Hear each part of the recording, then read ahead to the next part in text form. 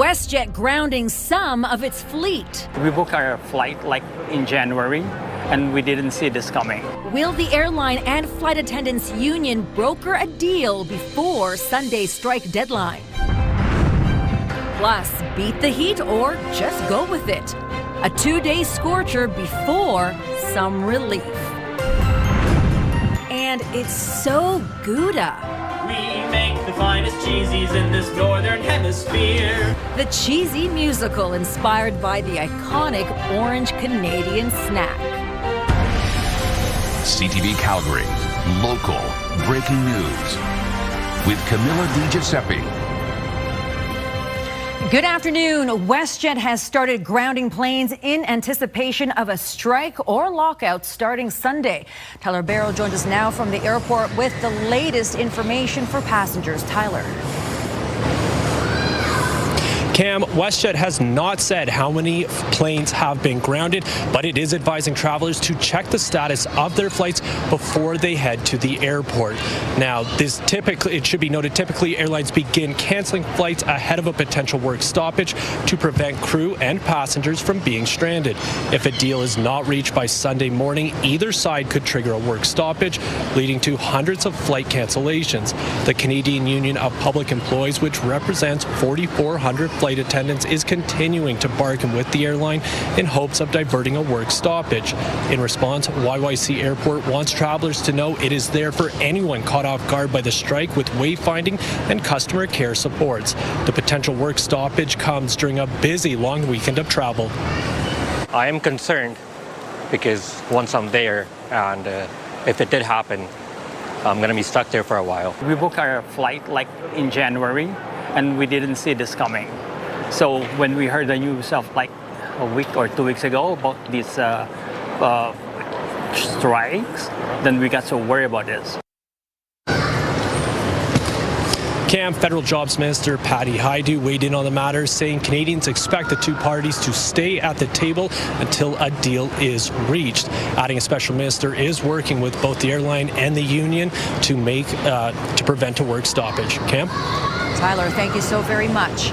And a strike has been averted at Brewster, the popular mountain tour company. Yesterday, the tentative agreement was ratified by drivers, mechanics, and bus washers.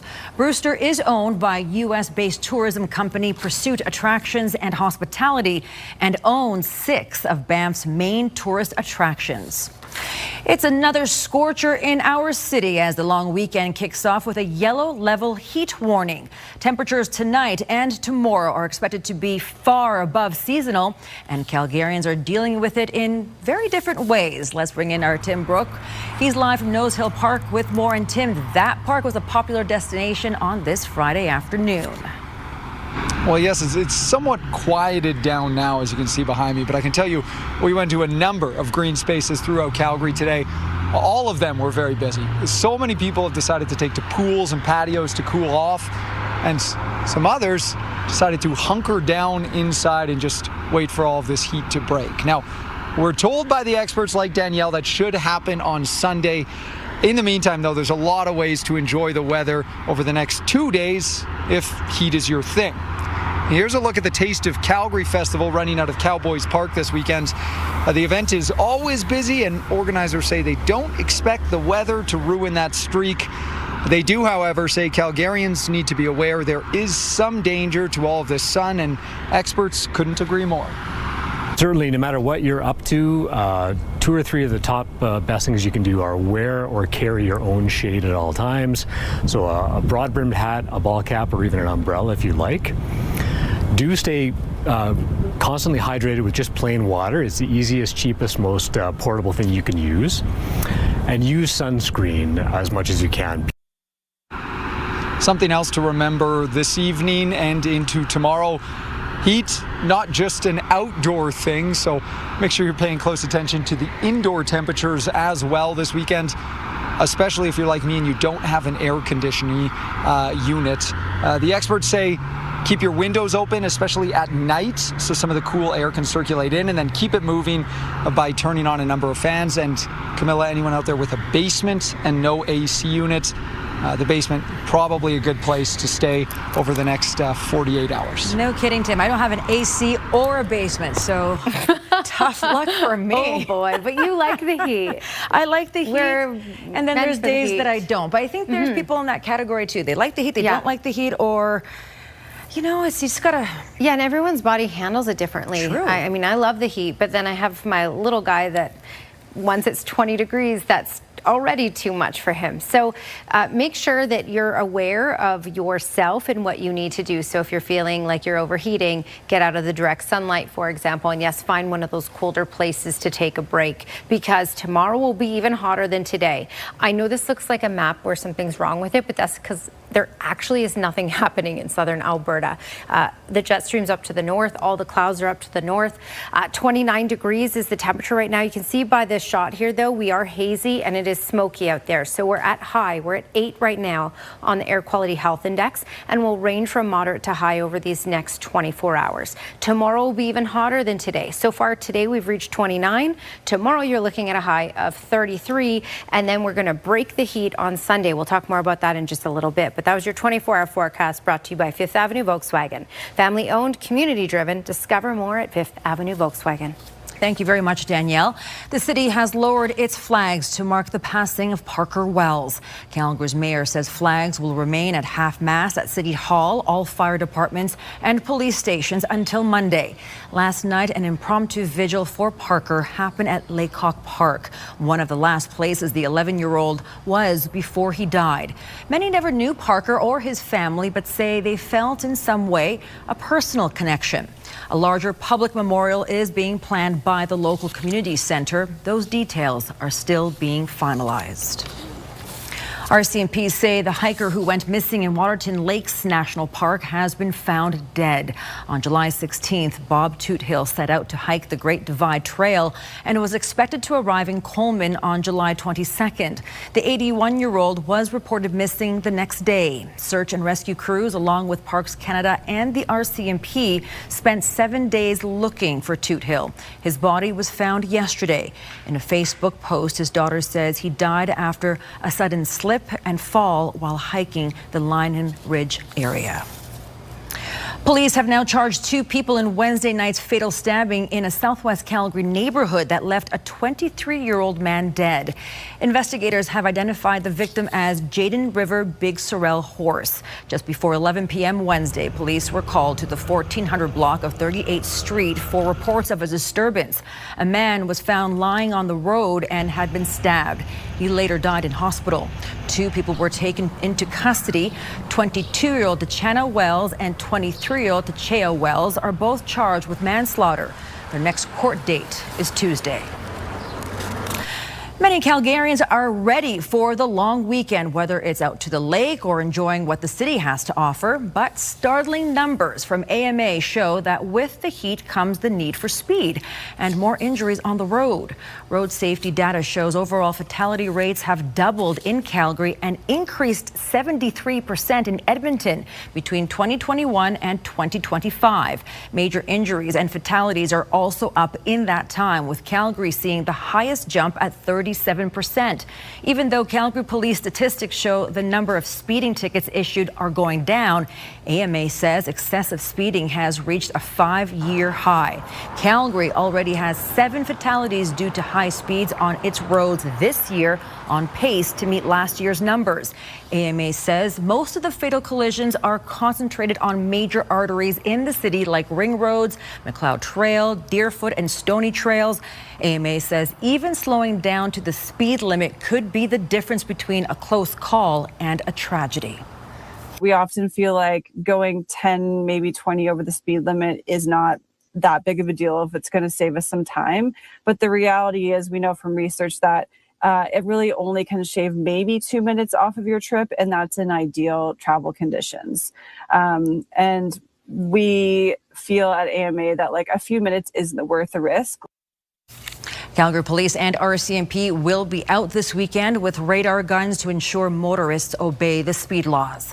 The City of Calgary and the City of Airdrie are teaming up and exploring ways to make transit cheaper by integrating their fares. At the moment, if you're traveling between the two cities, you are buying both city fares.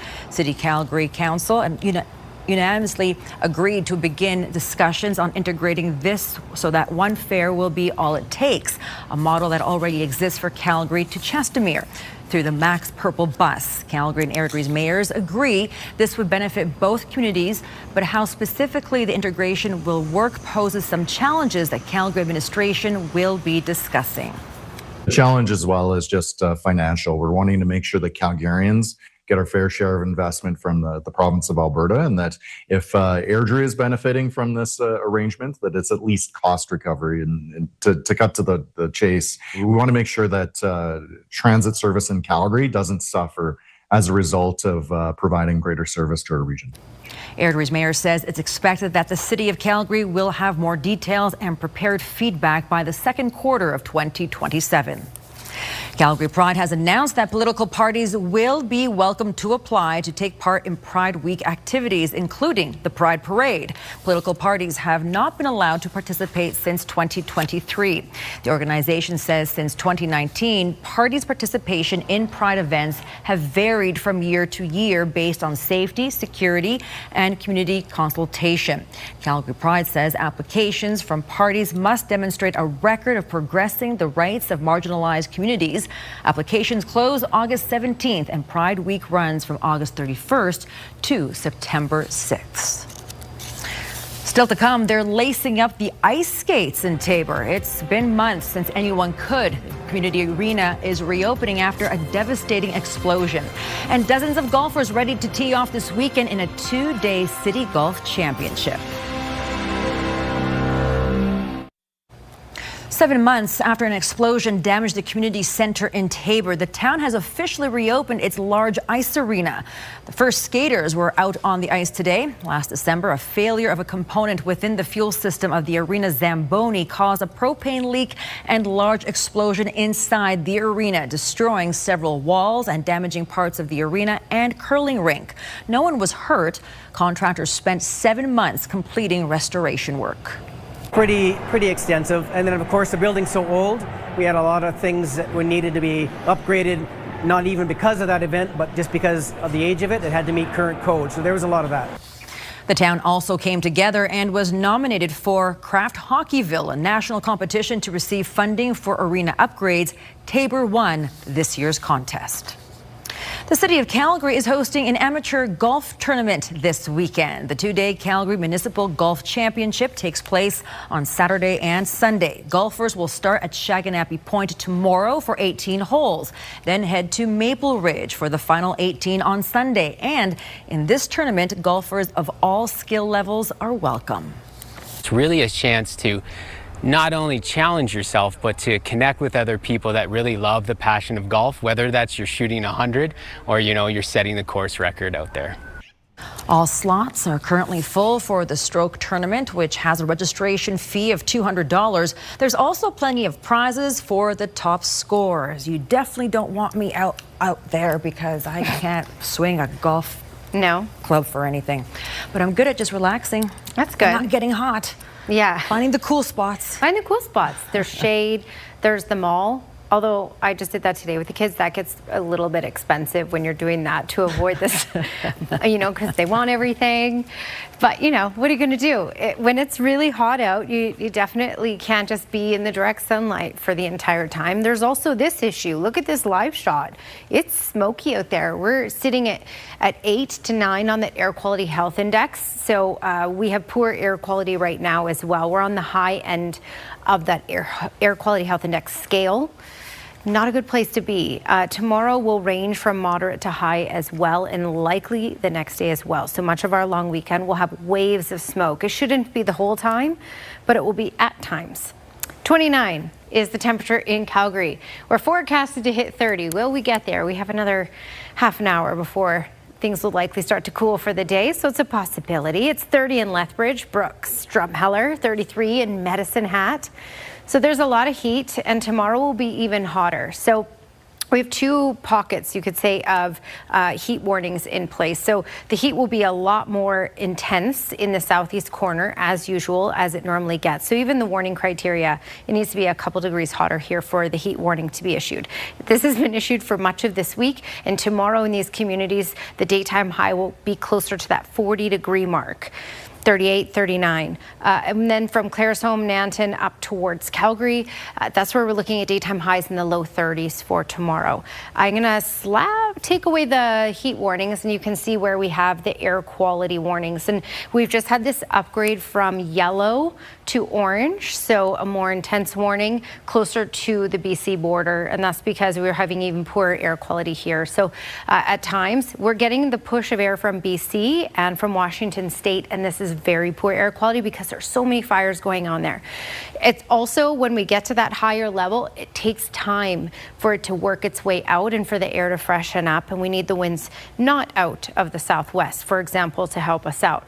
Here's a look at the radar and satellite, and there is absolutely nothing going on in the south other than, of course, the heat and the smoke. But when we're talking active weather, well, that's in store for us likely as we head into Sunday and Monday, because this is when the weather pattern will completely change. The jet stream is the storm track. It's been up to the north. This is going to slump down. So tomorrow will be the most intense day of heat because we're going to get a push of air from the States, and then this. The jet stream will be over us. That will likely bring in some active weather. So I'm going to fast forward this to Sunday, and you can see it pop in to Calgary, up the QE2, and then all the way down to the far south overnight in through early Monday morning. So this will give us the chance of thunderstorms, and look at the cooler temperatures it will bring with it. 33 degrees is our high for Saturday, just 22 for Sunday, and 21 for Heritage Day Monday. So a cool down certainly, and that unstable weather is certainly possible with this too. That's your 5-day forecast, brought to you by Centra Install Pros, your window and door replacement specialists. Thank you very much, Danielle. It's a summer classic, all right. The Alberta Kennel Club's dog show celebrating 50 years of being positively the best in show.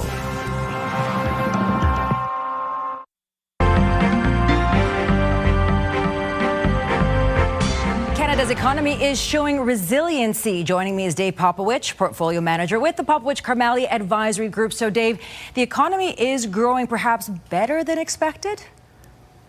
Yeah, hi, Camilla. And it's nice to deliver some good news. I mean, we see all the stuff that's happening within Canada and to Canada. And, you know, you often you feel depressed when you read those headlines. But here's some good news. Let me break it down for you. According to Stats Canada, if I look at May's growth number, most recently published today, up 0.3% for the month.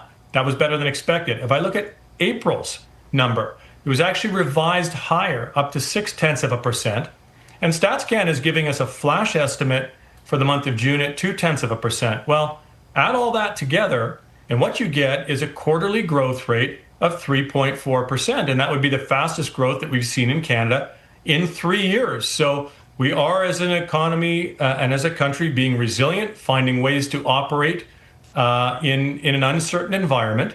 And I will say that FIFA likely had a bit of an impact. We did have some games and some extra spending in that, but that's a fantastic growth number. Great news indeed. And stocks recovering after a volatile week. Can we expect the momentum to continue into next week? Well, I think that's a great question, and investors certainly have a keen interest in that. A couple things to watch. We've got U.S. jobs numbers next week.